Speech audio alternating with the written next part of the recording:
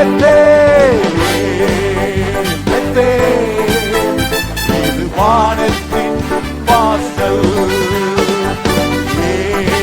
ஏசையா ஆசீர்வாதத்தின் வாசல்.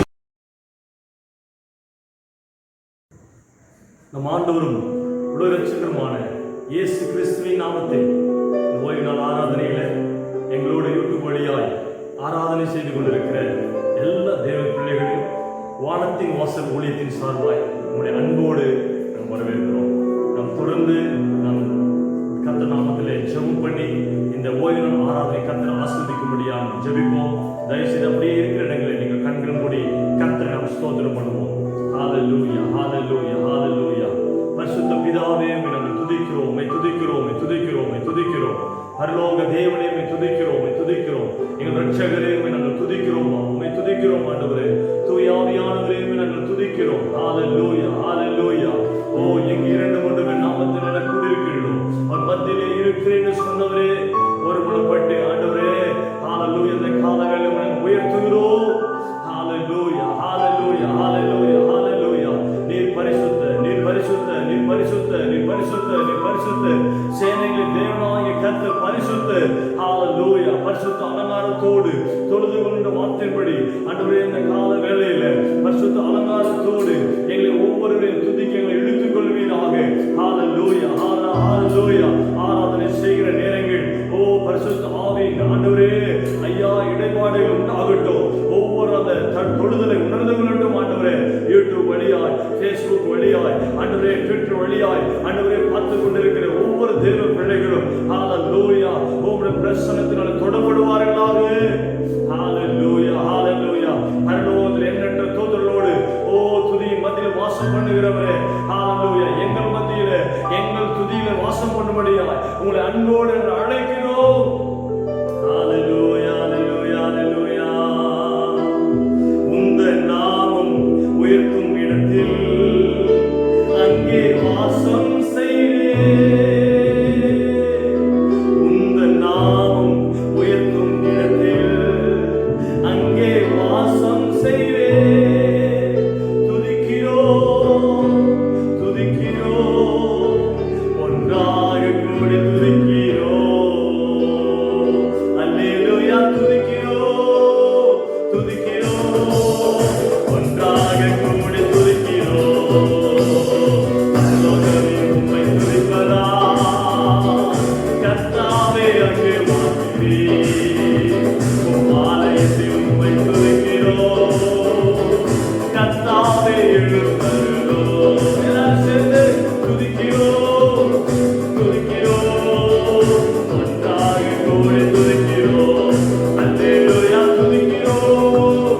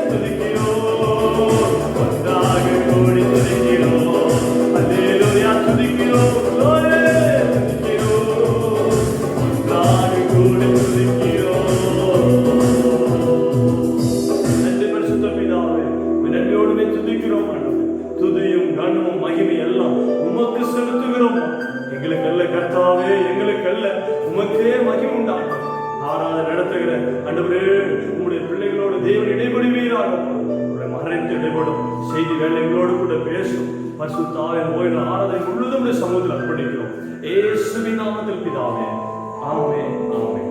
நாம் தொடர்ந்து ஆராதனை செய்ய போகிறோம். நம்ம தேவ ஊழியர் பாஸ்டர் சேகன் பால் அவர்கள் இந்த ஆராதனை பகுதியை நடத்துவார்கள். நாம் அவரோடு கூட சேர்ந்து நம் கர்த்தர் நாமத்தை நாம் துதிப்போம்.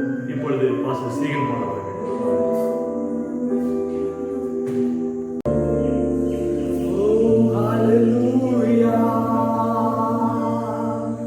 உம்மை துதிக்கிறோம் தூயாதி தூயவரே, உமது புகழை நாம் பாடுவோம். தூயாதி தூயவரே, உமது புகழை நான் பாடுவேன்.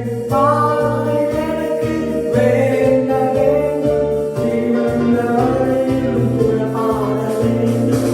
பாடி எனக்கு வேண்ட வேண்டும், உயிருள்ள வரையிலும் புகழ் பாட வேண்டும். தூயாதி தூயவரே, உமது புகழை நான் பாடுவேன். தூயாதி தூயவரே, உமது புகழை நான் பாடுவேன். பாடி எனக்கு வேறென்ன வேண்டும், உயிருள்ள வரையில் புகழ் பாட வேண்டும். பாடி எனக்கு வேறென்ன வேண்டும், உயிருள்ள வரையில் புகழ் பாட வேண்டும். சீரனை கால்கள் கழுவினவர், சென்னினாலே உள்ள கழுவிடுவே. சொல்லுவோம். சீரன் கால்களை கழுவினவர், சென்னினாலே உள்ள கழுவிடுவே.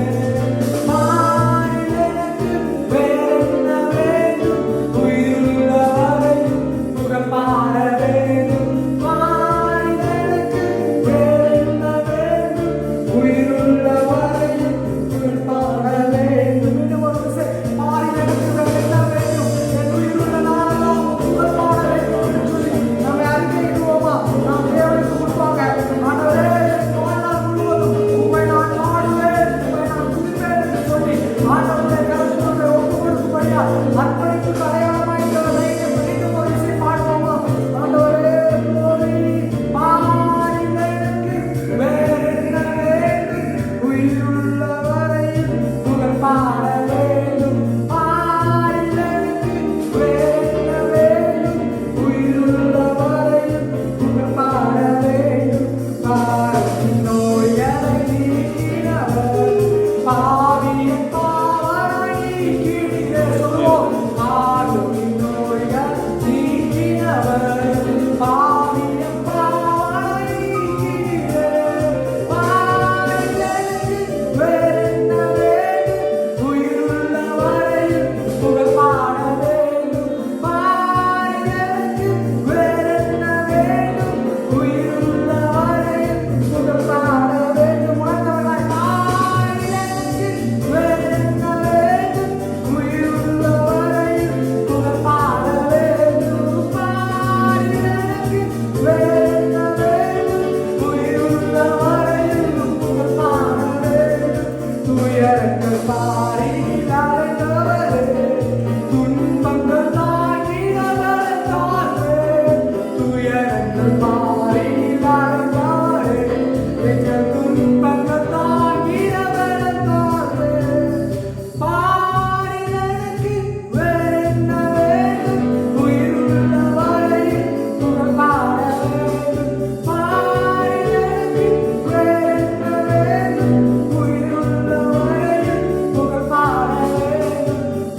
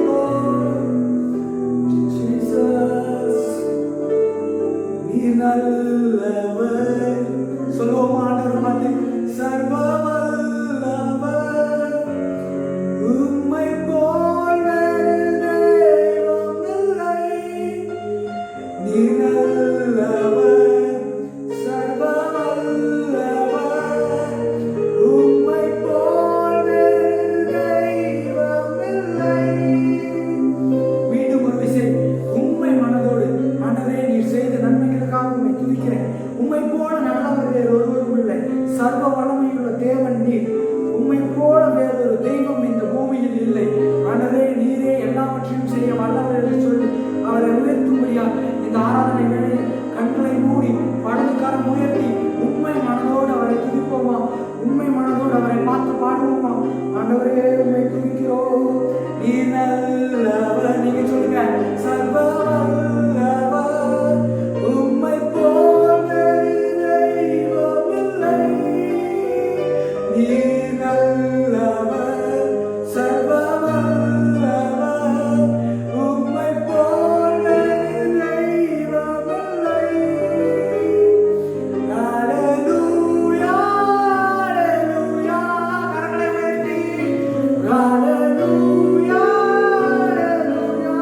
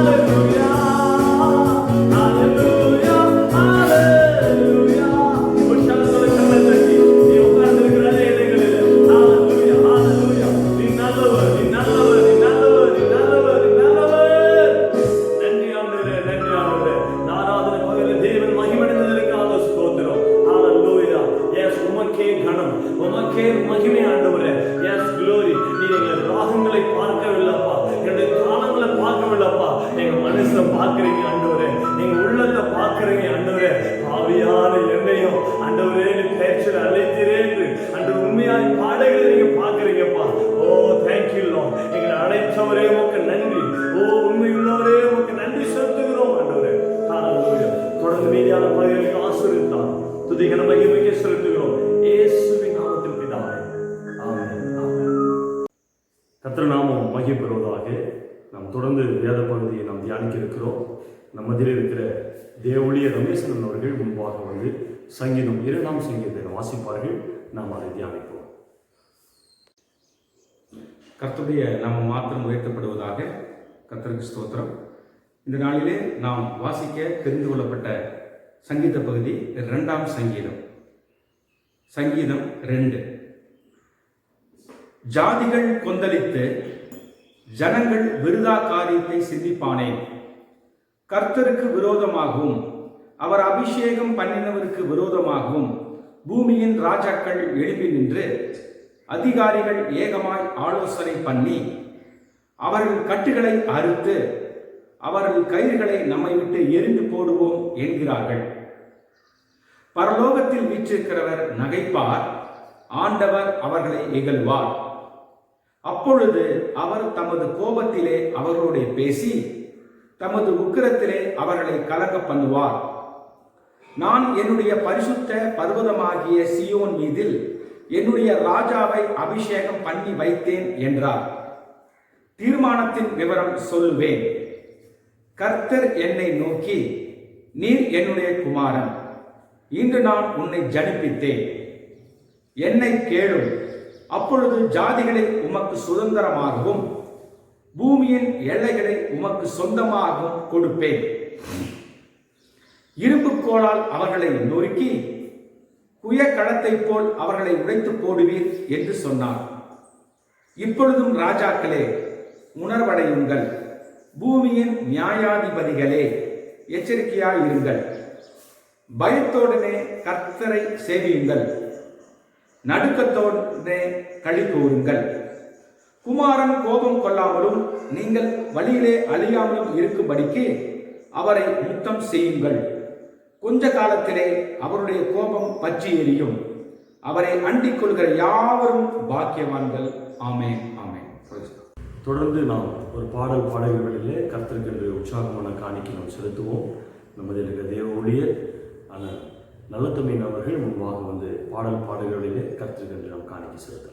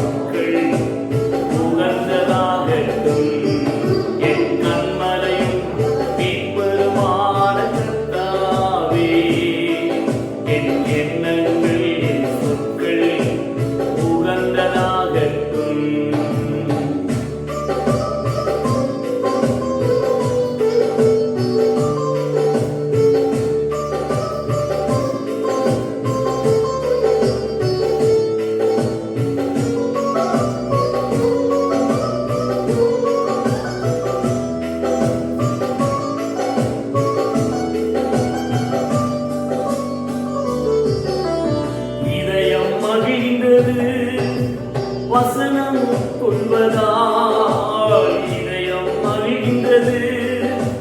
வசனம் கொள்வதால் கண்கள் நீர்கின்றன. வார்த்தையின் வெளிச்சத்தினால் என் கண்கள் நீர்கின்றன. வார்த்தையின் வெளிச்சத்தினால் இயேசுவையா ரட்சகரே ரத்தத்தால் கழுவினீரே.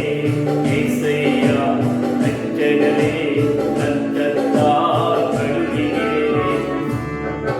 என் கண்மலையும் மீட்பருமான கர்த்தாவே, என் எண்ணங்கள் என் சொற்கள் உகந்ததாகட்டும்.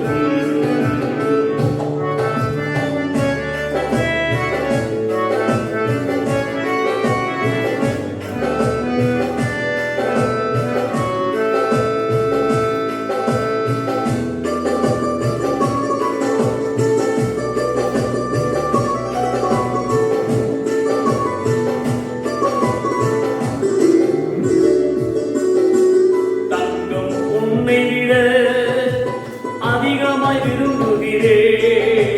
தங்கம் உன்னை விட அதிகமாய் விரும்புகிறேன். தேனின் சுவையை விட சுவைத்து மகிழ்கின்றேன். தேனின் சுவையை விட சுவைத்து மகிழ்கின்றேன். இயேசுவையா ரட்சகரே ரத்தத்தால் கழுவினீரே. இயேசுவையா ரட்சகரே ரத்தத்தால் கழுவினீரே.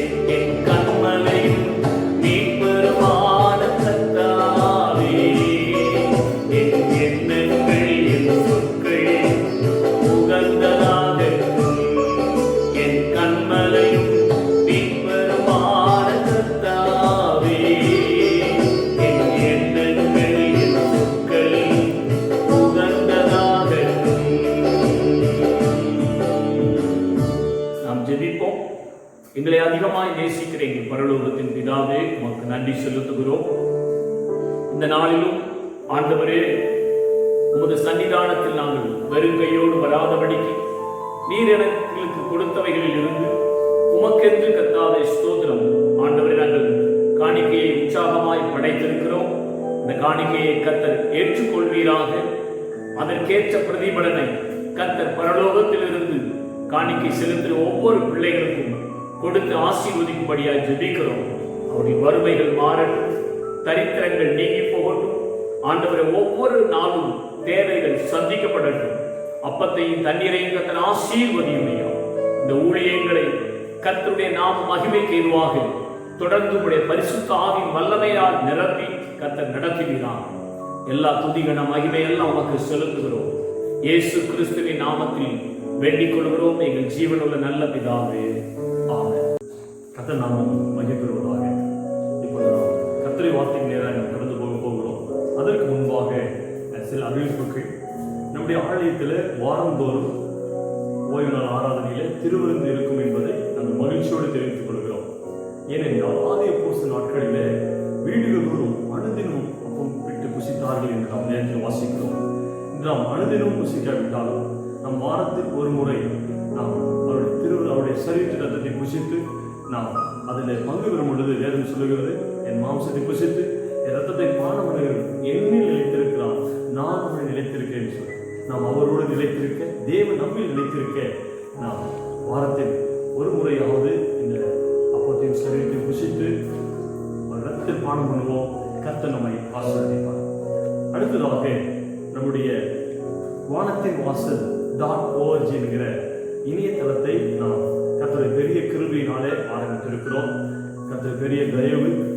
இந்த வானத்தின் வாசல் .org என்கிற அந்த இணையதளத்தின் மூலமாக நம்முடைய ஊழியத்தின் விவரங்களை நீங்கள் அறிந்து கொள்ளலாம்.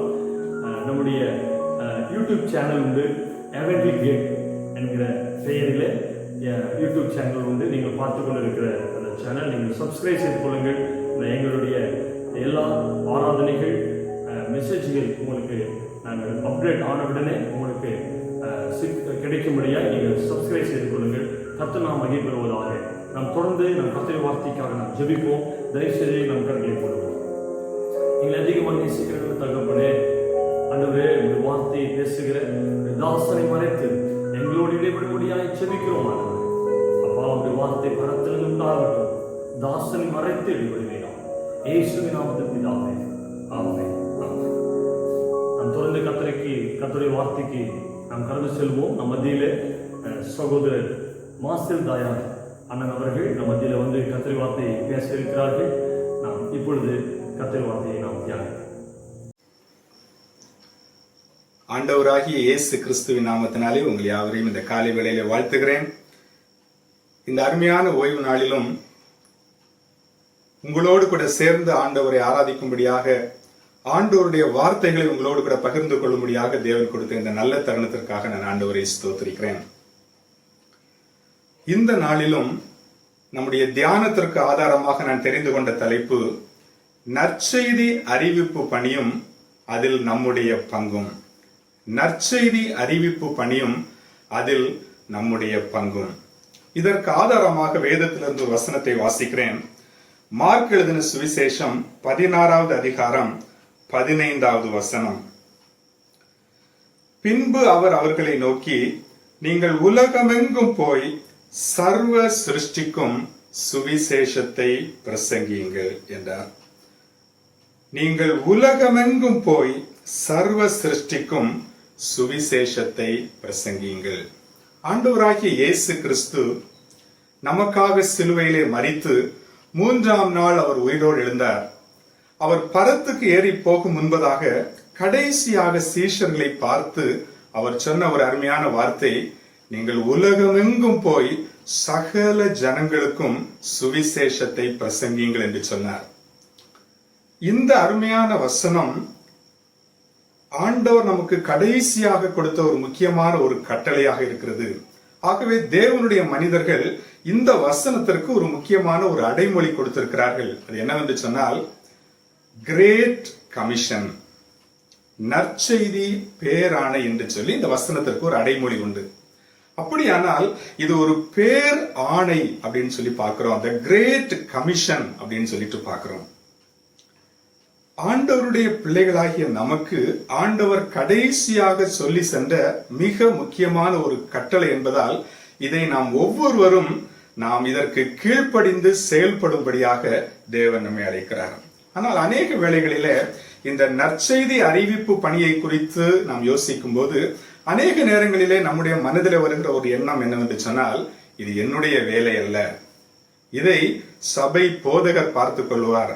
இன்னைக்கு நிறைய ஊழியக்காரங்க இருக்கிறாங்க, நிறைய சுவிசேஷ பிரசங்கிகள் இருக்காங்க, அவங்க என்ன பண்ணுவாங்க, சுவிசேஷத்தை அறிவிப்பார்கள் என்று சொல்லி நினைக்கிறோம்.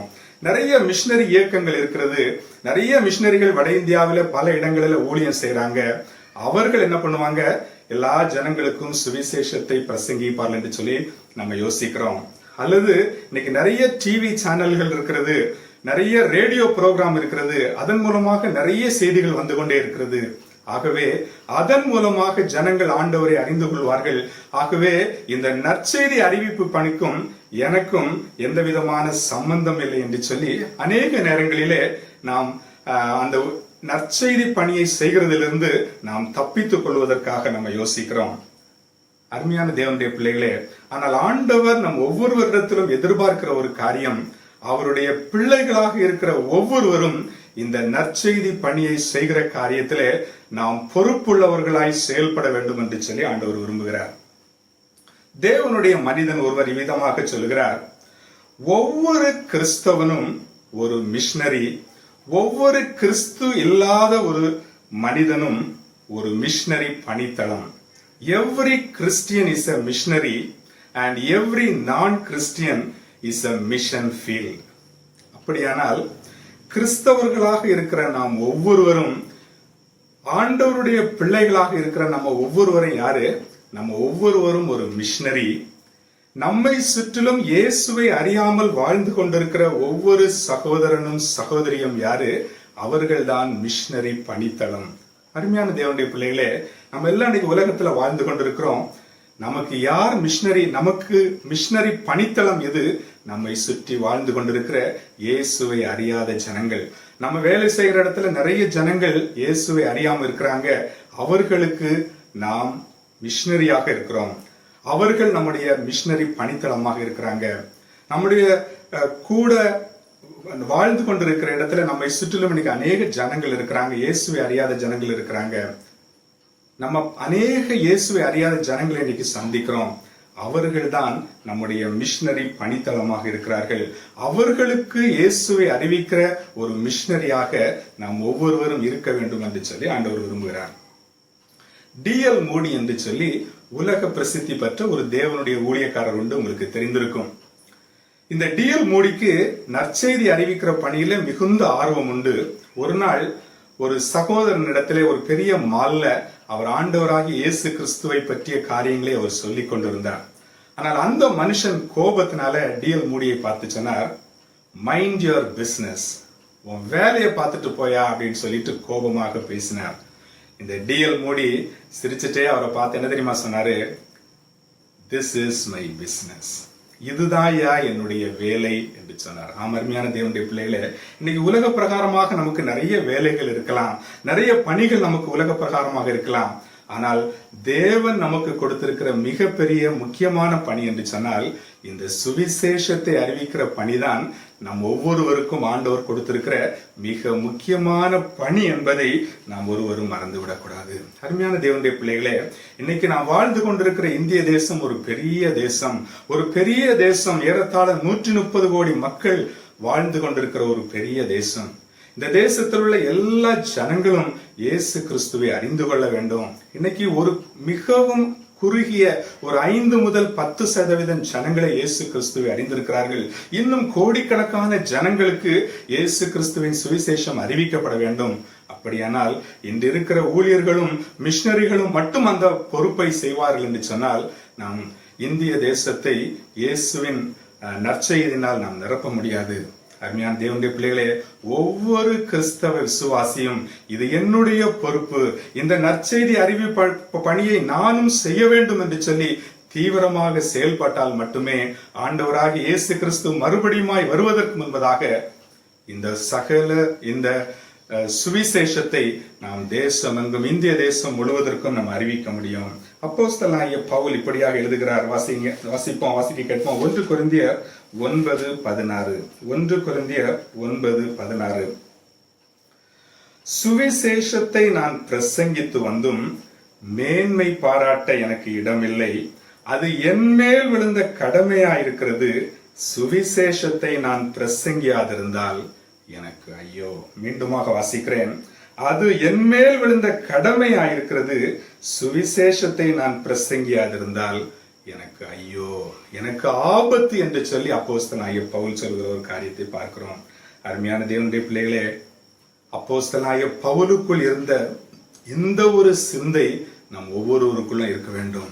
சுவிசேஷத்தை அறிவிப்பது அது என்னுடைய கடமை, அது என் மேல் விழுந்த கடமை. அதை நான் செய்யாதிருந்தால் எனக்கு ஐயோ என்று சொல்லி நாம் ஒவ்வொருவரும் தேவனுடைய சமூகத்திலே அறிக்கையிட வேண்டும் என்று சொல்லி தேவன் விரும்புகிறார். அநேக நேரங்கள்ல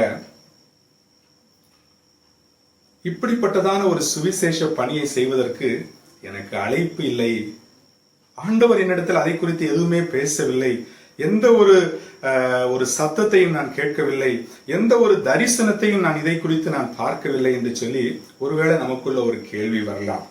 ஒருவேளை ஒரு போதகராகவோ அல்லது மிஷனரியாகவோ ஒரு முழு நேர பணியை செய்வதற்கு நமக்கு ஒருவேளை அழைப்புகள் இல்லாமல் இருக்கலாம்.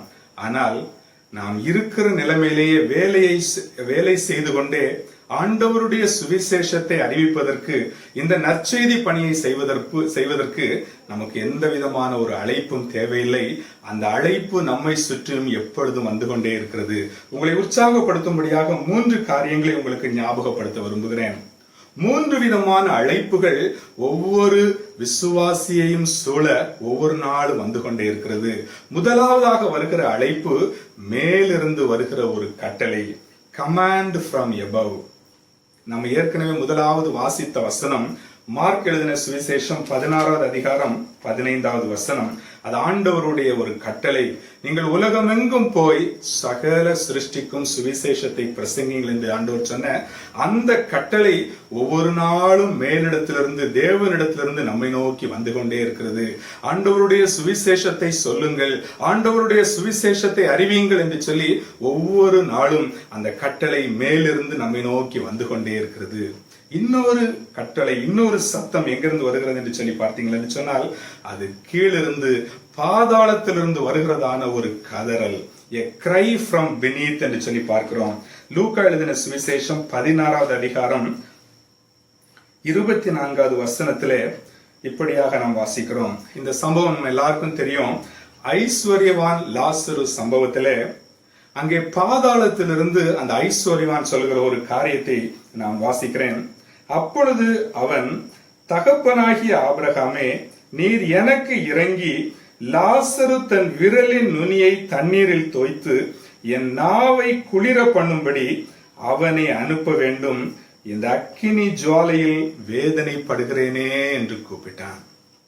இங்கே பாதாளத்திலிருந்து ஒரு சத்தம். அந்த ஐஸ்வர்யவான் சொல்றான், ஐயா, இங்க நான் வேதனைப்படுகிறேன், இந்த அக்கினியை என்னால் தாங்க முடியவில்லை. லாசரு தண்ணீரை விரலிலே தொட்டு என் நாவை குளிர பண்ணும்படி செய்ய முடியுமா என்று சொல்லி அவன் கதறுகிற ஒரு சத்தத்தை தேவன் இங்கே எழுதி வைத்திருக்கிறார். அருமையான தேவனுடைய பிள்ளைகளே, இன்னைக்கு எவ்வளவோ ஜனங்கள் இயேசுவை அறியாமல் இந்த பாதாளத்திலே இருக்கிறாங்க. அவருடைய கதறலின் சத்தம் இதுதான், ஐயோ இங்கே வேதனைப்படுகிறோமே என்று சொல்லி ஒவ்வொரு நாளும் ஆயிரக்கணக்கான ஜனங்கள் அந்த பாதாளத்திலே விழுந்து கதறி கொண்டிருக்கிறார்கள். ஒருவேளை நமக்கு அறிமுகமானவர்கள் அநேகர் அங்கே இருக்கலாம், நம்முடைய உறவினர்கள் நிறைய இருக்கலாம், நம்மோடு கூட பணி செய்தவர்கள் இருக்கலாம். அவங்க எல்லாம் அவர்கள நம்மளை பார்த்து சொல்லுவாங்க, ஐயோ சகோதரனே, நீங்க எல்லாம் பைபிள் எடுத்துட்டு சர்ச்சைக்கு போனீங்களே, இந்த இயேசு நல்லவர் என்று சொல்லி ஒரு நாள் கூட என்கிட்ட சொல்லாம விட்டீங்களே, இந்த வேத புத்தகத்தை வாசியுங்கள் என்று எனக்கு தராமல் போனீர்களே, தெரிந்திருந்தால் நானும் இந்த இயேசுவை அறிந்து இந்த அக்கினிக்கு வந்திருக்க மாட்டேனே என்று சொல்லி அவர்கள் கதறி கொண்டிருக்கிற ஒரு கதறலின் சத்தம் நம்முடைய காதுகளிலே ஒவ்வொரு நாளும் துணிக்க வேண்டும். ஆகவே இரண்டாவதாக கீழிருந்து வருகிறதான ஒரு கதறல் என்று சொல்லி பார்க்கிறோம். இந்த சத்தத்தை நாம் ஒவ்வொரு நாளும் கேட்கும் போது நாம் ஊழியம் செய்ய வேண்டும் என்கிறதான ஒரு தாகம் நமக்குள்ளாக வரும். மூன்றாவதாக வருகிற சத்தம் என்ன தெரியுமா? நம்மை சுற்றிலும் இருந்து வருகிற, வெளியிலிருந்து வருகிற ஒரு வேண்டுதல், கால் ஃப்ரம் அரவுண்ட் அப்படின்னு சொல்லி பார்க்கிறோம். வாசிங்கள் அப்போஸ்தலர் 16வது அதிகாரம் 9வது வசனம். அப்போஸ்தலர் 16:9 இப்படியாக இருக்கிறது. அங்கே ராத்திரியிலே பவுலுக்கு ஒரு தரிசனம் உண்டாயிற்று. அது என்னவெனில், மக்கதோனியா தேசத்தான் ஒருவன் வந்து நின்று, நீர் மக்கதோனியாவுக்கு வந்து எங்களுக்கு உதவி செய்ய வேண்டும் என்று தன்னை வேண்டிக் கொண்டதாயிருந்தது அப்படின்னு சொல்லி பார்க்கிறோம். அடுத்த வசனத்துல பார்க்கிறோம், அந்த தரிசனத்தை அவன் கண்டபோது அவர்களுக்கு சுவிசேஷத்தை அறிவிக்கும்படி அவன் புறப்பட்டு போனான் என்று சொல்லி பார்க்கிறோம். அருமையானவர்களே, இன்னைக்கு நம்மை சூழ ஆயிரக்கணக்கான ஜனங்கள் இயேசுவை அறியாமல் வாழ்ந்து கொண்டிருக்கிறாங்க. அவர்கள் எல்லாருக்குள்ள இருக்கிற ஒரு ஏக்கம் என்ன தெரியுமா? இயேசுவை காண வேண்டும். ஐயா, சமாதானத்தை நான் பெற்றுக்கொள்ள வேண்டும், இந்த உலகத்திலே நிம்மதியை நான் அடைய வேண்டும், அதற்கு எனக்கு வழி தெரியவில்லையே, நீங்கள் யாராவது எனக்கு வழி சொல்ல மாட்டீர்களா என்று சொல்லி ஒரு ஏக்கத்தோடு கூட ஆயிரக்கணக்கான ஜனங்கள் நம்மை சூழ வாழ்ந்து கொண்டிருக்கிறாங்க. அருமையான தேவனுடைய பிள்ளைகளே, ஐயா இயேசுவை காண விரும்புகிறோம் என்று சொல்லி நம்மை பார்த்து ஏக்கத்தோடு பார்க்கிற அநேக ஜனங்கள் நம்மை சூழ வாழ்ந்து கொண்டிருக்கிறார்கள். இன்னைக்கு நித்திய ஜீவனுக்கான வழி தெரியாமல் தங்களை உருவ குத்தி கொண்டு அநேக விதமான காரியங்களை செய்து கொண்டு மலைகளுக்கும் புண்ணிய ஸ்தலங்களுக்கும் அலைந்து கொண்டிருக்கிற கோடிக்கணக்கான ஜனங்கள் நம்முடைய இந்திய தேசத்திலே வாழ்ந்து கொண்டிருக்கிறார்கள், நம்மை சூழ வாழ்ந்து கொண்டிருக்கிறார்கள். அவர்களை பார்க்கும்போது இந்த சுவிசேஷத்தை அறிவிக்க வேண்டும் என்கிறதான ஒரு அழைப்பு நமக்கு வரவில்லையா? அருமையான தேவனுடைய பிள்ளைகளே, இந்த காலை வேளையிலே தேவனுடைய சமூகத்திலே நம்மை ஆராய்ந்து பார்ப்போம். தேவனுடைய கட்டளை மேலிருந்து நம்மை நோக்கி வருகிறது, சுவிசேஷத்தை அறிவியுங்கள் என்று சொல்லி. பாதாளத்திலிருந்து வருகிற அந்த கூக்குரலின் சத்தம் நம்முடைய செவிகளிலே தொனிக்கிறது. ஐயோ அக்கினியில் வேதனைப்படுகிறேனே என்று ஆயிரக்கணக்கான ஜனங்கள் அங்கே கதறி கொண்டிருக்கிற ஒரு சத்தம். நம்மை சூழ வாழ்ந்து கொண்டிருக்கிற ஜனங்கள் இயேசுவை காண வேண்டும் என்ற எதிர்பார்ப்போடு வாஞ்சையோடு நம்மை பார்க்கிற அந்த எதிர்பார்ப்பின் அந்த கண்கள். அருமையான தேவனுடைய பிள்ளைகளே, இந்த சுவிசேஷத்தை அறிவிக்கிற பொறுப்பு என்னுடைய பொறுப்பு என்று சொல்லி ஒவ்வொரு விசுவாசியும் உணர்ந்து தேவ சமூகத்திலே அறிக்கை செய்யும் போது, ஆண்டவருடைய சமூகத்திலே நம்மளை ஒப்படைக்கும் போது தேவன் நம்மை கொண்டு பெரிய காரியங்களை செய்ய முடியும். அப்போஸ்தலனாகிய பவுல் சொன்னதை போல, ஆண்டவரே நான் என்ன செய்ய சித்தமாயிருக்கிறீர், ஆண்டவரே நான் என்ன செய்ய சித்தமாயிருக்கிறீர் என்று சொல்லி நாம் ஒவ்வொருவரும் ஆண்டவருடைய சமூகத்தில் இந்த காலை வேளையிலே அர்ப்பணிப்போம் என்று சொன்னால், ஆண்டவரே இந்த நற்செய்தி அறிவிப்பு பணியை நான் செய்கிறதற்கு என்னை அர்ப்பணிக்கிறேன் ஆண்டவரே, என்னை பயன்படுத்தும் ஆண்டவரே என்று சொல்லி நாம் ஒவ்வொருவரும் அர்ப்பணிப்போம் என்று சொன்னால், தேவன் இந்த நாட்களிலே நம்மை கொண்டு பெரிய காரியங்களை செய்வதற்கு அவர் ஆயத்தம் உள்ள தேவனாக இருக்கிறார். ஒருவேளை இந்த காலை வேளையில இந்த நற்செய்தி அறிவிப்பு பணியை செய்வது இது என்னுடைய பொறுப்பு, அது என்னுடைய கடமை என்கிற ஒரு உணர்வு உங்களுக்குள் வந்திருக்கும் என்று சொன்னால், ஆண்டவருடைய சமூகத்தில் அர்ப்பணிப்போமா? ஆண்டவரே, இதுவரைக்கும் நான் இது என்னுடைய பொறுப்பு என்று உணராமல் வாழ்ந்து கொண்டிருந்தேன் ஆண்டவரே, ஆனால் இந்த காலை வேளையில ஆண்டவரே நீர் என்னோடு கூட பேசி இருக்கிறீர், இது என்னுடைய பொறுப்பு என்று உணர்ந்து ஆண்டவரே உம்முடைய கரங்களிலே அர்ப்பணிக்கிறேன். ஆண்டவரே இது என்ன செய்ய சித்தமாயிருக்கிறீர் ஆண்டவரே, ஆண்டவரே நான் என்ன செய்ய வேண்டும் ஆண்டவரே, செய்வதற்கு ஆயத்தம் என்று சொல்லி தேவனுடைய கரங்களிலே நம்மை ஒப்படைப்போம். தேவன் நம் ஒவ்வொருவரையும் இந்த நற்செய்தி அறிவிப்பு பணியில வல்லமையாக பயன்படுத்துவதற்கு அவர் ஆயத்தம் உள்ள தேவனாக இருக்கிறார். அப்படிப்பட்ட ஒரு தீர்மானத்தை இந்த காலை வேளையில எடுத்திருப்பீர்கள் என்று சொன்னால், இந்த நற்செய்தி பணியை அறிவிப்பதற்கு தேவன் நம்மிடத்தில் எதிர்பார்க்கிற 3 முக்கியமான காரியங்களை இந்த காலை வேளையிலே உங்களோடு பகிர்ந்து கொள்ள விரும்புகிறேன். நற்செய்தி பணியை நிறைவேற்ற நாம் செய்ய வேண்டிய 3 முக்கியமான காரியங்கள். முதலாவது காரியம் என்னவென்று சொன்னால், தேவனுடைய நற்செய்தி பணியை செய்வதற்கு நாம் நேரத்தை ஒதுக்க வேண்டும். முதலாவது காரியம், நற்செய்தி பணியை செய்வதற்கு நாம் நேரத்தை ஒதுக்க வேண்டும். Invest your time for God's work. அருமையான தேவனுடைய பிள்ளைகளே, நம்முடைய நேரத்தை குறித்து நாம் சிந்தித்து பார்க்க வேண்டும் என்று சொல்லி தேவன் இந்த காலை வேளையிலே நம்ம அளிக்கிறார். தேவன் நம்முடைய வாழ்க்கையில ஒவ்வொரு ஆண்டையும் கிருபையாக கூட்டி கொடுத்து கொண்டே இருக்கிறார். 2020வது ஆண்டை தேவன் நமக்கு கிருபையாக கூட்டி கொடுத்திருக்கிறார். ஒவ்வொரு ஆண்டையும் நம்முடைய வாழ்க்கையில தேவன் கூட்டி கொடுக்கும் போது 365 நாட்களை தேவன் நம்முடைய கரங்களிலே கொடுக்கிறார். ஒவ்வொரு ஆண்டிலும் ஒவ்வொரு நாளிலும் 24 மணி நேரங்கள் நம்முடைய கரங்களிலே கொடுக்கப்படுகிறது. இந்த நேரத்தை நாம் எப்படியாக செலவிடுகிறோம்? அப்போஸ்தலனாகிய பவுல் இப்படியாக எழுதுகிறார். எபேசியர் 5:16 நாட்கள் பொல்லாதவைகளானபடியினால் காலத்தை பிரயோஜனப்படுத்திக் கொள்ளுங்கள், காலத்தை பிரயோஜனப்படுத்திக் கொள்ளுங்கள் என்று சொல்லி நமக்கு ஆலோசனையாக அவர் சொல்லுகிற ஒரு காரியத்தை பார்க்கிறோம். ஆகவே நம்முடைய நேரத்தை நாம் திட்டமிட்டு செலவிட வேண்டும் என்று சொல்லி ஆண்டவர் விரும்புகிறார்.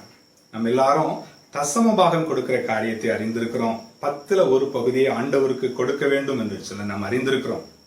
ஒருவேளை நேரத்திலும் நாம் தசம பாகம் கொடுப்பதாக இருந்தால் 24 மணி நேரம் ஒவ்வொரு நாளும் உண்டு. அதுல 2.5 மணி நேரம் நம்ம ஆண்டவருக்கு கொடுக்க வேண்டும். குறைந்தபட்சம் தசம பாகம் என்பது மினிமம், குறைந்தபட்சம். ஆகவே ஒவ்வொரு நாளும் 24 மணி நேரங்களிலே 2.5 மணி நேரம் குறைந்தபட்சம் நம் ஆண்டவருக்கு கொடுக்கும்படியாக தேவன் அழைக்கிறார். அருமையான தேவனுடைய பிள்ளைகளே, நம்ம எவ்வளவு நேரம் ஒவ்வொரு நாளும் ஆண்டவருக்காக கொடுக்கிறோம் என்கிறதை யோசித்து பாருங்க. இந்த 2.5 மணி நேரத்திலே வேதத்தை வாசிப்பதற்கு நாம் நேரம் ஒதுக்க வேண்டும், ஜெபிப்பதற்கு நேரம் ஒதுக்க வேண்டும், ஆண்டவருடைய சுவிசேஷத்தை அறிவிப்பதற்கு, நற்செய்தி பணியை செய்வதற்கு என்று சொல்லி நாம் நேரம் ஒதுக்கி திட்டமிட்டு செயல்படும் போது ஆண்டவருக்காக நம்ம பெரிய காரியங்களை செய்ய முடியும். ஆனால் இந்த நாட்கள்ல அநேக இடத்துல நம்ம இந்த ஊழியர் காரியங்களை குறித்து பேசும்போது அவங்க சொல்ற ஒரு காரியம் என்ன தெரியுமா? பிரதர், எனக்கு டைமே இல்லை, எனக்கு நேரமே இல்லை, நான் ரொம்ப பிஸியா இருக்கிறேன் அப்படின்னு சொல்லி அநேகர் சொல்லுகிற காரியத்தை நம்ம பார்க்கிறோம். அருமையான தேவனுடைய பிள்ளைகள், ஆண்டவர் சொல்கிறாரு, எனக்கு கொடுக்க வேண்டிய நேரத்தை நீங்கள் எனக்கு கொடுங்கள் என்று சொல்கிறார். குறைந்தபட்சம் 2.5 மணி நேரத்தை நம்ம ஆண்டவருடைய காரியத்திற்காக நம்ம செலவு பண்ணணும்னு சொல்லிட்டு ஆண்டவர் விரும்புகிறாரு. ஆனால் அநேக நேரங்கள்ல பிசாசானவன் செய்கிற காரியம் என்ன தெரியுமா? நம்முடைய நேரத்தை எப்படியாகிலும் வீணடித்து விட வேண்டும் என்று சொல்லி அவன் அநேக காரியங்களை செய்கிறத பார்க்கிறோம். நிறைய நேரங்கள்ல தூக்கத்துல நம்முடைய நேரத்தை நம்ம நிறைய வேஸ்ட் பண்ணிடுறோம். இன்னும் இந்த காலங்களில் பார்க்கும்போது டிவியில நம்ம நிறைய நேரத்தை நம்ம இழந்து போயிடுறோம். இன்னைக்கு செல்போன் வந்துருச்சு, அதுல நம்ம நிறைய நேரத்தை செலவு பண்றோம். ஆகவே பிசாசானவன் தந்திரமாக என்ன பண்ணிடுறான், நம்முடைய நேரத்தை நாம் ஆண்டவருக்கென்று பயன்படுத்தாதபடிக்கு அவன் நிறைய தந்திரமான காரியங்களை செய்து நம்முடைய நேரத்தை வீணடிப்பதிலே அவன் ஜாக்கிரதையாக இருக்கிறான். ஏன்னா நம்ம உலக பிரகாரமான காரியங்களை செய்யும் போது பிசாசுக்கு எந்த ஒரு கஷ்டமும் இல்லை, நம்மளை விட்டுறான். ஆனால் ஆண்டவருக்கு என்று சொல்லி நம்ம நேரம் எடுத்து காரியங்களை செய்யும் போது அவன் அதை செய்ய விடாதபடிக்கு நம்முடைய நேரத்தை அவன் திருடுகிறவனாக இருக்கிறான் என்று சொல்லி பார்க்கிறோம். அருமையான தேவனுடைய பிள்ளைகளே, ஆண்டவருக்கென்று நேரத்தை ஒதுக்கி நாம் இந்த நற்செய்தி பணியை செய்வதற்கு நாம் தீர்மானிக்கும்படியாக தேவன் நம்மை அழைக்கிறார். ஒரு சராசரி மனிதனை குறித்து ஒரு கணக்கு போட்டிருந்தாங்க. 70 வருஷம் இந்த உலகத்திலே உயிர் வாழ்கிற ஒரு மனுஷன் அவன் செய்கிற எல்லா காரியங்களையும் கூட்டி பார்க்கும்போது ஒவ்வொரு காரியத்திற்கும் எவ்வளவு நேரம் செலவு பண்ணுகிறான் என்று சொல்லி ஒரு கணக்கு போட்டிருந்தாங்க. 70 வருஷம் வாழ்கிற ஒரு மனிதன் தூங்குகிற ஒரு நேரம் எவ்வளவுன்னு பாத்தீங்கன்னா 23 வருஷம்.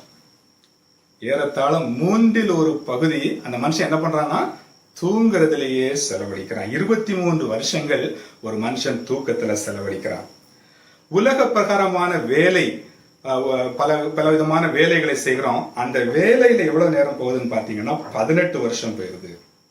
அப்புறம் பொழுதுபோக்கு, டிவி பார்க்கிறோம் அல்லது கேம்ஸ் விளையாடுறோம், இந்த மாதிரி காரியங்கள்ல பாத்தீங்கன்னா ஒரு 8 வருஷம் போயிருது.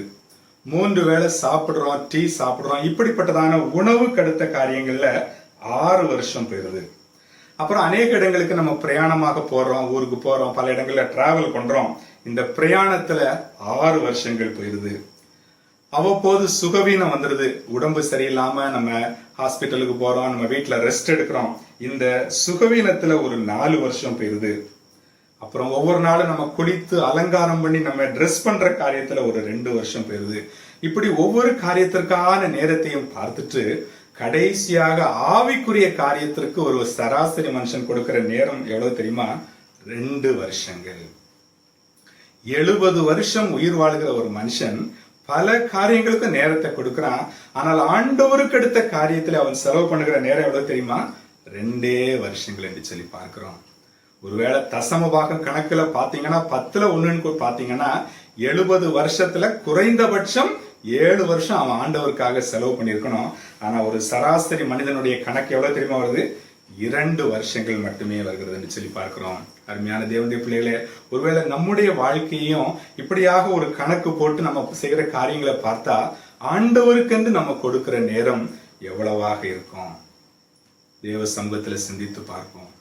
அப்போஸ்தலனாகிய பவுல் விதமாக ஒரு காரியத்தை எழுதுகிறார். 2 தீமோத்தேயு 4வது அதிகாரம் 2வது வசனத்துல, சமயம் வாய்த்தாலும் வாய்க்காவிட்டாலும் ஜாக்கிரதையாய் திருவசனத்தை பிரசங்கம் பண்ணு.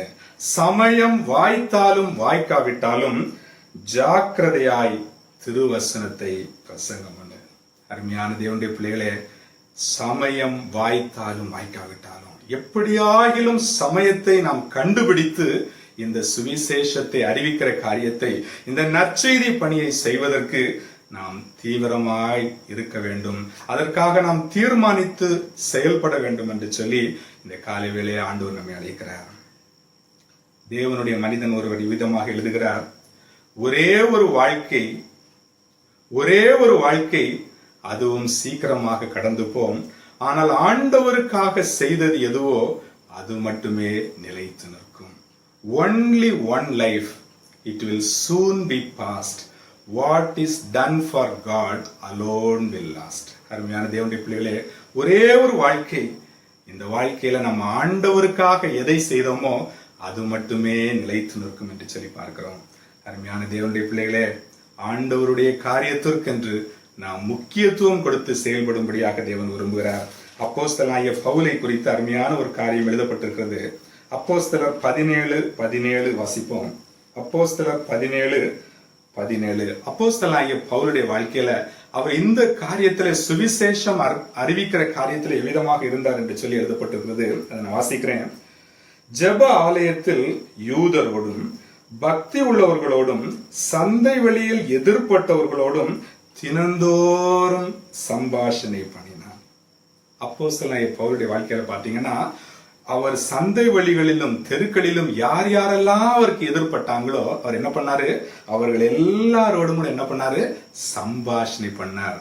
எப்ப பண்ணாரு, தினந்தோறும், டெய்லி அவர் யார் யாரெல்லாம் பார்க்கிறார் அவர்களோடு சம்பாஷணை பண்ணினார். என்ன காரியத்தை குறித்து பேசினார்னு சொல்லி பாத்தீங்கன்னா, அடுத்த வசனத்துல வாசிக்கிறோம், அவன் இயேசுவையும் உயிர்த்தெழுதலையும் அவர்களுக்கு பிரசங்கித்தான் என்று சொல்லி பார்க்கிறோம். அருமையான தேவனுடைய பிள்ளைகளே, அப்போஸ்தலனாகிய பவுலுடைய மனசுல இருந்த காரியம் எல்லாம் அந்த ஒன்னே ஒண்ணுதான். பார்க்கிற எல்லாருக்கும் இந்த இயேசு கிறிஸ்துவின் நற்செய்தியை அறிவிக்கணும், இயேசு கிறிஸ்துவின் சுவிசேஷத்தை அறிவிக்கணும் அப்படின்றதே அவருடைய சிந்தையாக இருந்தது என்று சொல்லி பார்க்கிறோம்.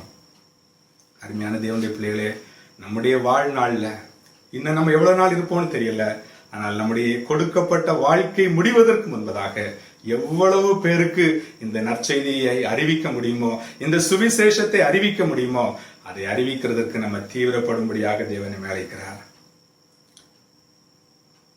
அருமையான தேவனுடைய பிள்ளைகளே, பக்தன் ஒருவன் விதமாக பாடுகிறான், வாழ்நாளெல்லாம் வீணாளாக சென்று போயிட்டே ஐயோ, மோசம் போனேன் வேட்ட நன்மை அழுதாலும் வருமோ, ஆத்மா ஒன்றும் ரட்சிக்காமல் வெட்கத்தோடு ஆண்டவா வெறும் கையனாக உம்மை கண்டு கொள்ளலாகுமோ.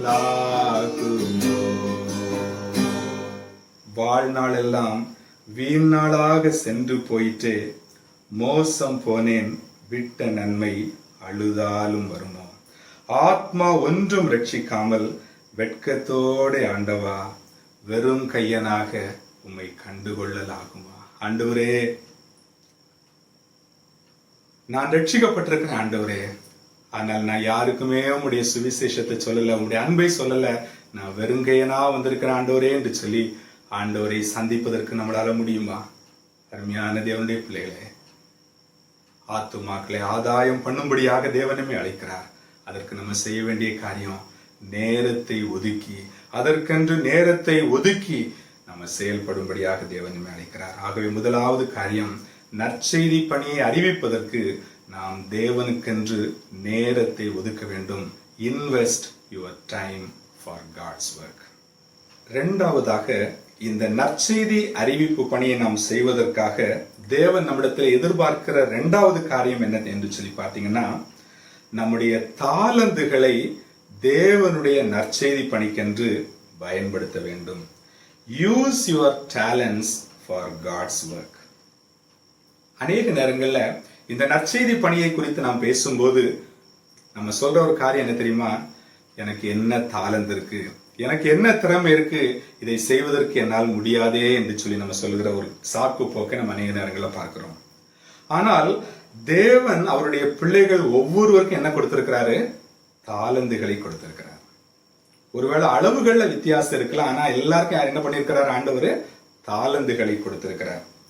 மத்தேயு எழுதின சுவிசேஷம் 25 அதிகாரத்தை நீங்க பொறுமையா வாசித்து பாத்தீங்கன்னா, அங்கே தாளந்துகளை குறித்த ஒரு ஓமையை நம்ம வாசிக்கிறோம்.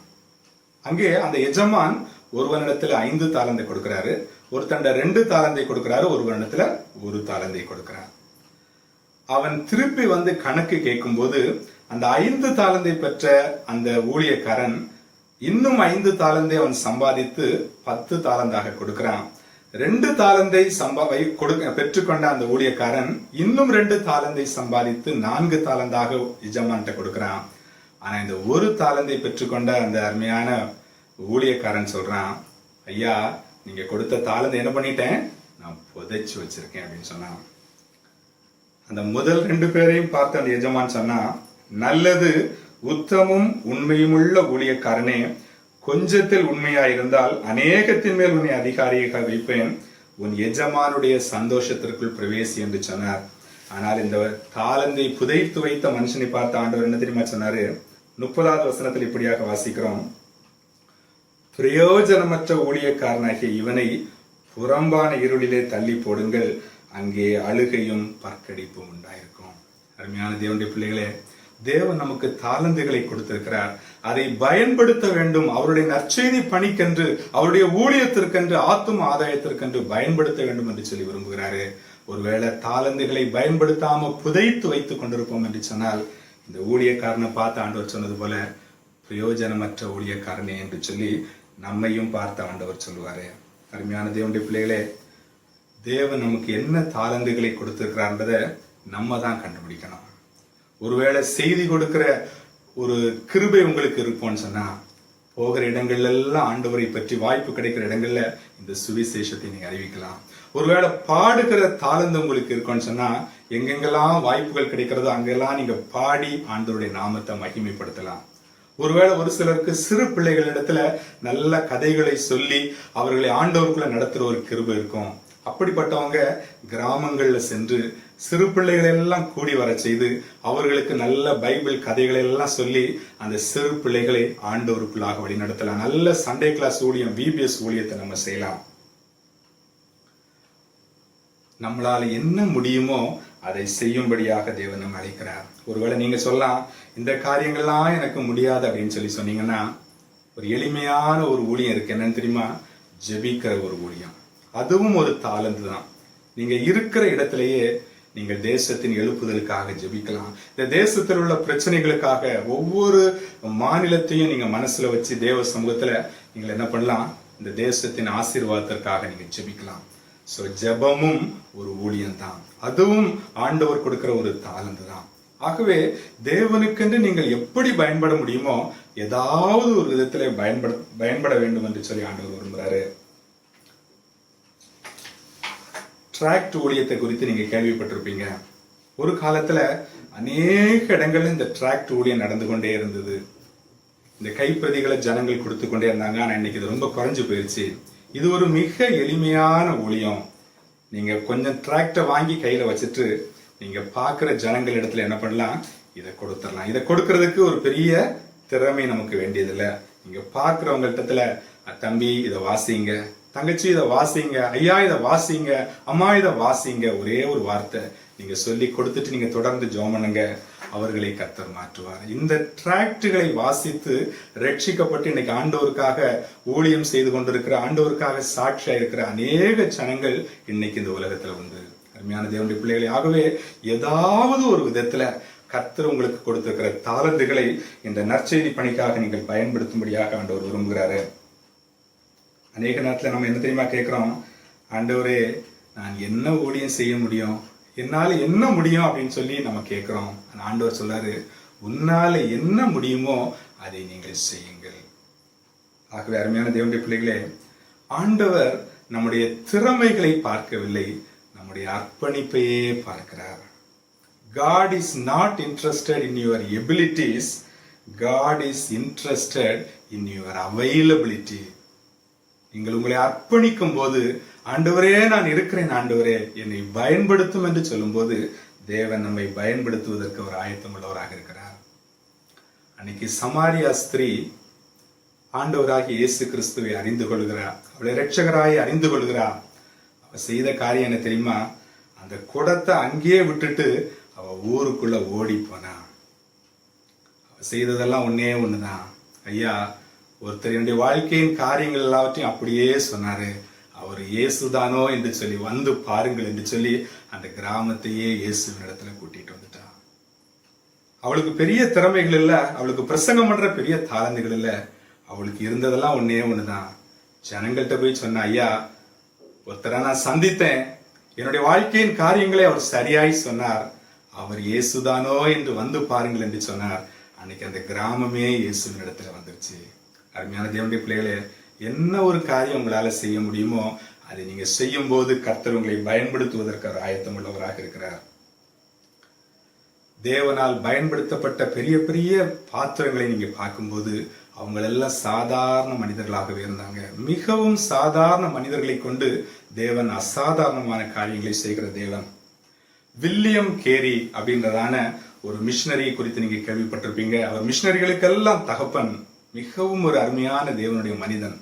அவர் யாரு தெரியுமா? அவருடைய அவருடைய வாழ்க்கையின் காரியம் என்ன என்று சொல்லி பார்த்தீங்கன்னா, அவர் சாதாரணமாக செருப்பு தைக்கிற ஒரு மனுஷன், காப்லர், செருப்பு தைக்கிற ஒரு மனுஷன்.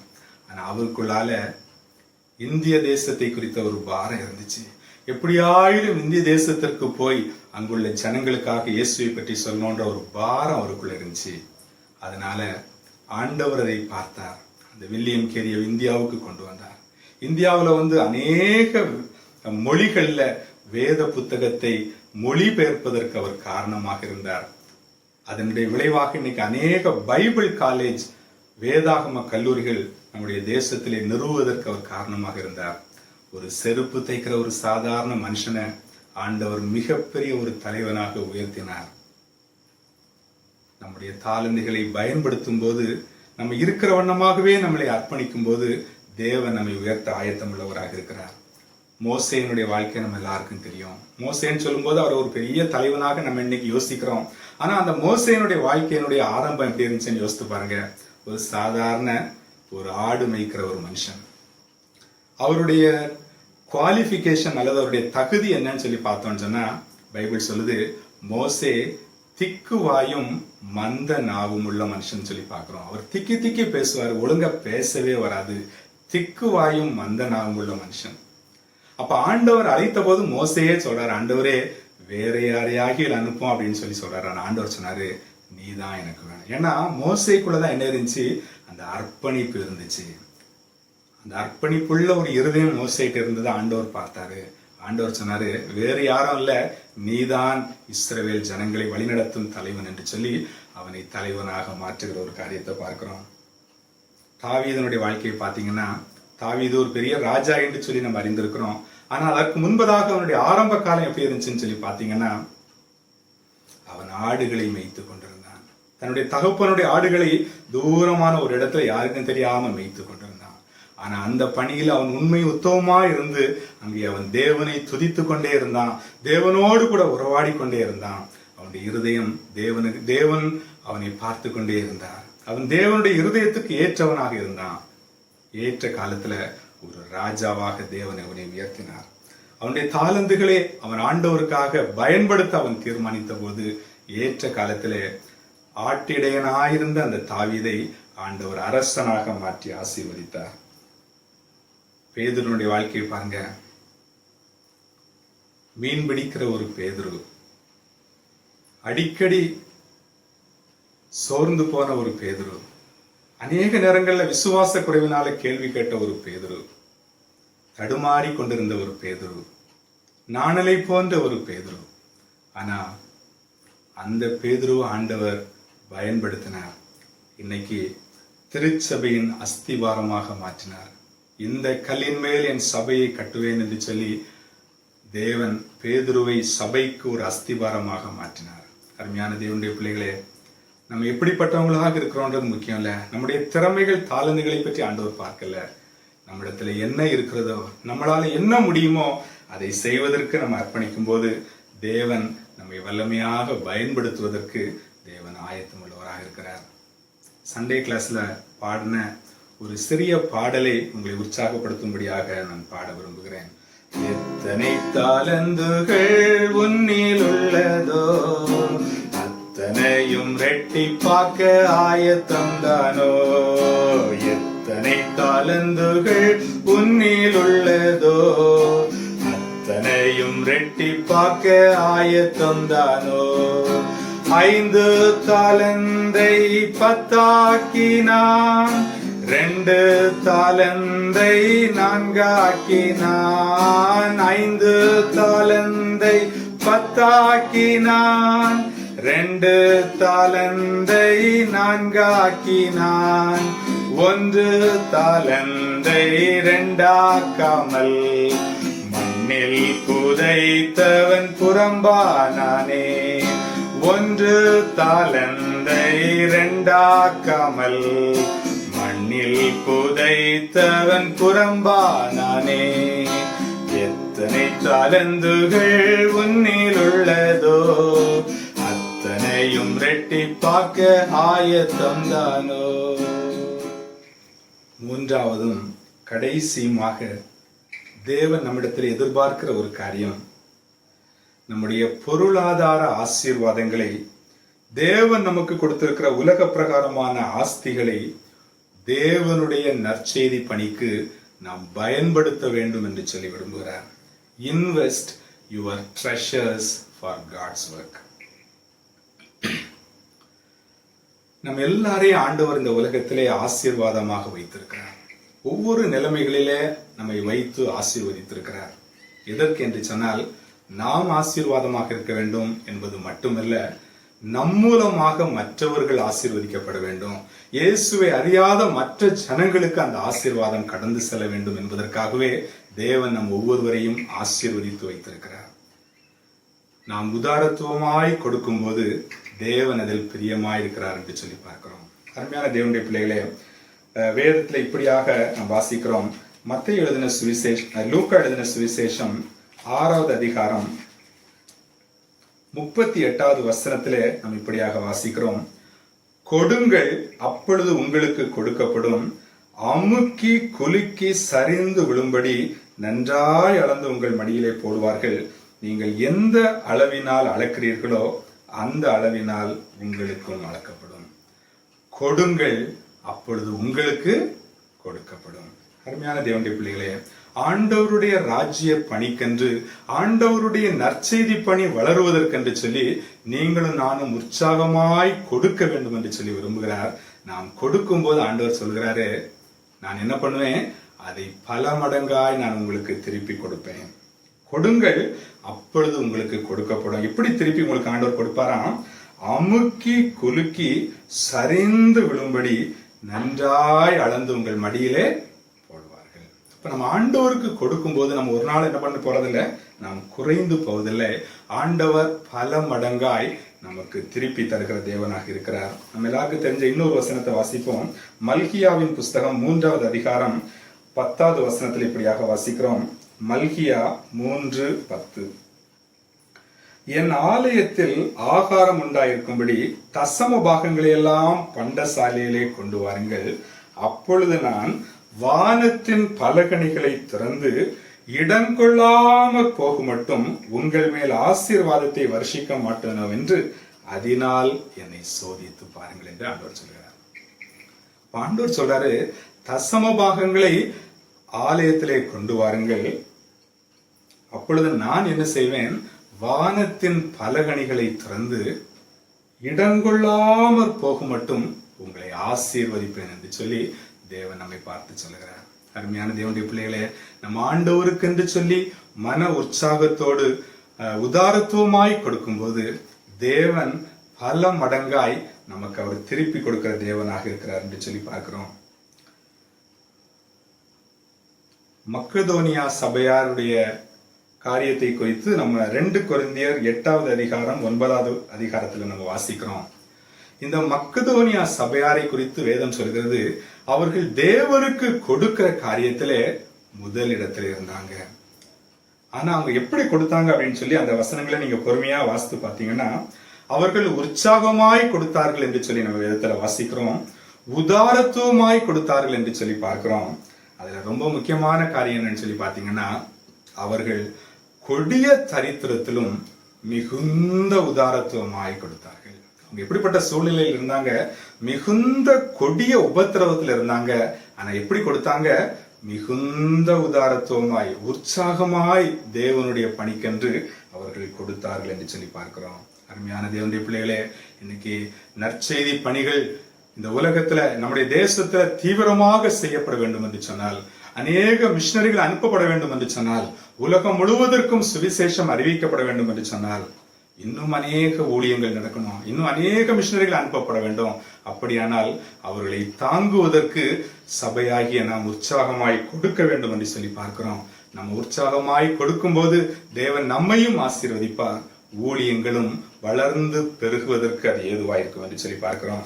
தேவனுடைய மனிதன் ஒருவர் விதமாக சொல்கிறார், கொடுத்தான் பெருகினான், சேர்த்தான் உருகினான். ஹல்லேலூயா. கொடுத்தான் பெருகினான், சேர்த்தான் உருகினான். அநேக நேரத்தில் நம்ம எப்படி தெரியுமா யோசிக்கிறோம், கொடுக்கும் போது என்ன ஆயிரும், நம்முடைய வாழ்க்கையில நம்முடைய பணம் எல்லாம் குறைஞ்சு போயிடும் அப்படின்னு சொல்லி நினைக்கிறோம். ஆனா பைபிளுடைய கான்செப்ட் என்ன தெரியுமா, நாம் ஆண்டவருக்கென்று உதாரத்துவமாய் தேவனுடைய பணிக்கென்று கொடுக்க கொடுக்க கொடுக்க நம்முடைய வாழ்க்கை எப்படி இருக்குமா? பெருகிட்டே இருக்குமா? ஆனா கொடுக்க மாட்டேன் எனக்கு வேணும்னு சொல்லி நம்ம சேர்த்தோம்னு சொன்னா அது உருகி போயிடும் அப்படின்னு சொல்லிட்டு பார்க்கிறோம். அருமையான தேவனுடைய பிள்ளைகளே, உதாரத்துவமாய் கொடுப்பதற்கு நம்முடைய கரங்களை நாம் விரிக்கும்படியாக தேவன் விரும்புகிறார். கடைசியாக ஒரு அருமையான சாட்சியை சொல்லி நான் முடிக்க விரும்புகிறேன். கோல்கேட் பேஸ்ட் நம்ம எல்லாருக்கும் தெரியும். அந்த நிறுவனத்தினுடைய தலைவர் வில்லியம் கோல்கேட். அவர் நல்ல ஆண்டவரை அறிந்த ஒரு விசுவாசி. அவர் தன்னுடைய வாழ்க்கையினுடைய சிறு பிராயத்துல ஆண்டவருக்கு கொடுக்கிற காரியத்துல அவர் ரொம்ப கரெக்டா இருந்தாரு. அவருக்கு என்ன வருமானம் வந்தாலும் அதுல 10ல் ஒரு பகுதி ஆண்டவருக்கு என்று கொடுத்துருவாராம். 100 ரூபாய் அவருக்கு வருமானம் வந்துச்சுன்னா உடனே 10 ரூபாய் எடுத்து ஆண்டவருக்கு என்று கொடுத்துருவாரு. 1000 ரூபாய் வந்துச்சுன்னா 100 ரூபாய் ஆண்டவருக்கு என்று கொடுத்துருவாரு. இப்படியாக அவர் கிரமமாக ஆண்டவருக்கு கொடுத்து கொண்டே வந்ததுனால கர்த்தர் அவரை ஆசீர்வதிக்க ஆரம்பித்தார். கொஞ்ச நாள்ல பாத்தீங்கன்னா அவருடைய நிறுவனம் நல்லா பெரிதாயிட்டே வந்துச்சு, நல்ல வருமானம் வந்துச்சு. அப்ப அவர் நினைச்சாராம், தேவன் என்னை அதிகமாக ஆசீர்வதிக்கிறார், நான் இனி 10ல் ஒரு பங்கு கொடுக்காம 10ல் 2 பங்கை ஆண்டவருக்காக கொடுப்பேன் என்று சொல்லி தன்னுடைய கொடுக்கிற சதவீதத்தை 10லிருந்து 20% அவர் அதிகரித்து கொடுத்தாராம். கொஞ்ச நாள் கழிச்சு பாத்தீங்கன்னா தேவன் அவரை இன்னும் ஆசீர்வதித்தார். அப்ப அடுத்தது நினைச்சாராம், இன்னும் நான் கொஞ்சம் அதிகமா கொடுக்கிறேன்னு சொல்லிட்டு 20% கொடுத்த வில்லியம் கோல்கேட் இப்பொழுது 30% கொடுத்தாராம். இப்படியாக அவர் கொடுக்கிற சதவீதத்தை கூட்டி கொடுத்து கொண்டே இருந்தாராம். இப்ப அவர் எவ்வளவு கொடுக்கிறார் தெரியுமா? 10ல் 90% ஆண்டவருக்கு என்று கொடுத்து விட்டு மீதி உள்ள 10% தனக்கென்று வைத்துக் கொண்டிருக்கிறாராம். அவருடைய சாட்சி என்ன தெரியுமா? இந்த 10% எனக்கு போதுமானதாக இருக்கிறது, என்னுடைய எல்லா தேவைகளையும் சந்திப்பதற்கு அது போதுமானதாக இருக்கிறது என்று சொல்கிறார். அருமையான தேவனுடைய பிள்ளைகளே, ஆண்டவருக்கென்று நம்ம கொடுக்கும் போது ஒரு நாள் நம்ம குறைவுபடுகிறது இல்லை. கிறிஸ்துவுக்காய் இழந்தவர் எவரும் தரித்திரரானதில்லை என்று சொல்லி நம்ம பாடுகிறோம். அருமையான தேவனுடைய பிள்ளைகளே, இந்த நாள்ல நம்ம 3 காரியங்களை குறித்து நம்ம யோசித்தோம்.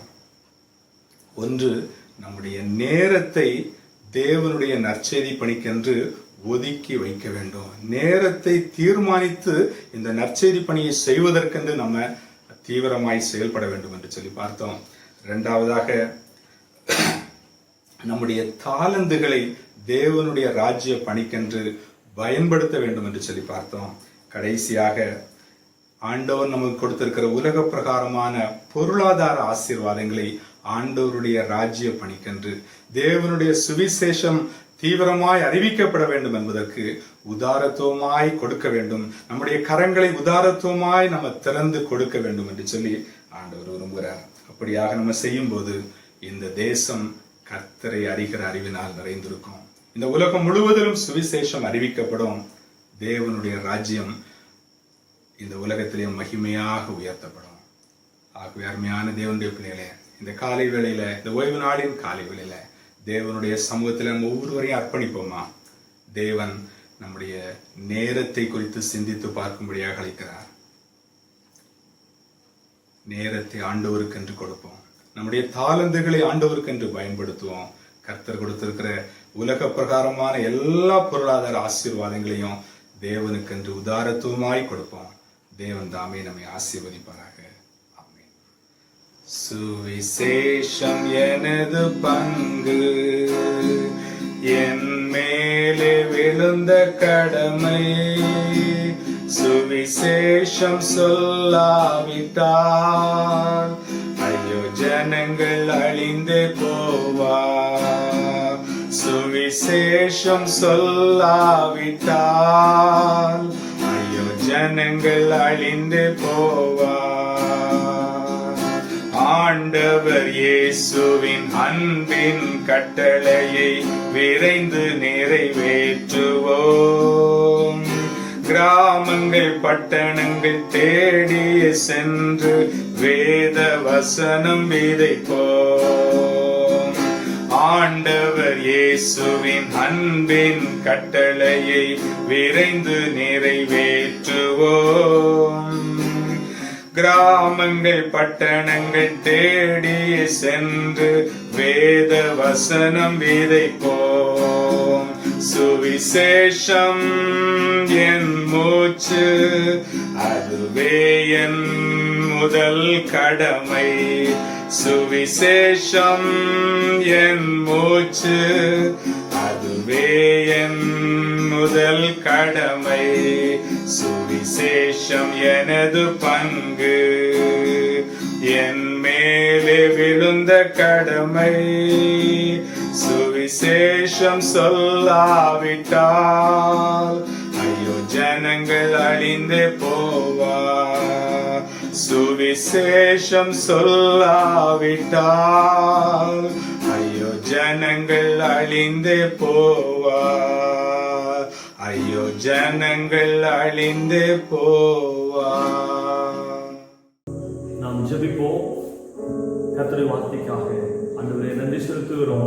ஹalleluya ஹalleluya ஹalleluya. ஓ ஹalleluya. தகப்பனே நாங்கள் வார்த்தை வாரமுள்ளவர்களா ஆண்டவரே. ஹalleluya ஆண்டவரே. வீதி வீதியாய் கிராமங்களமா பட்டணம் பட்டணமாய் உம்முடைய சேவை செய்ய அர்ப்பணிக்கிறோம். ஹalleluya ஹalleluya. ஜீவனுள்ள நாட்களெல்லாம் இயேசுவுக்காய் வாழ்வோம். இருப்பதுவோ ஒரு வாழ்வு, அதை அவருக்கு கொடுத்திடுவோம். ஜீவனுள்ள நாட்களெல்லாம் இயேசுவுக்காய் வாழ்வோம். இருப்பதுவோ ஒரு வாழ்வு, அதை அவருக்கு கொடுத்திடுவோம். வாழ்ந்திடுவோம், நாம் வாழ்ந்திடுவோம். இயேசுவுக்காக வாழ்ந்திடுவோம். வாழ்ந்திடுவோம், நாம் வாழ்ந்திடுவோம். இயேசுவுக்காக வாழ்ந்திடுவோம். ஜீவனுள்ள நாட்களெல்லாம் இயேசுவுக்காய் வாழ்வோம். இருப்பதுவோ ஒரு வாழ்வு, அதை அவருக்கு கொடுத்திடுவோம். எங்களை நாங்கள் அர்ப்பணிக்கிறோம் ஆண்டவரே. 100% ஆண்டவரே உம்முடைய ஊழியத்திற்கு எங்களை தருகிறோம். உம்முடைய ராஜ்யத்தின் கட்டுமான பணிக்கு எங்களை நீ பயன்படுத்துவீராக. இயேசுவின் நாமத்தில் பிதாவே. ஆமென் ஆமென். என் ஆத்துமாவே கர்த்தரை ஸ்தோத்திரி. என் முழுவதுமே பரிசுத்த நாமத்தை ஸ்தோத்திரி. என் ஆத்துமாவே கர்த்தரை ஸ்தோத்திரி. கர்த்தர் செய்த சகல உபகாரங்களை மறவாதே.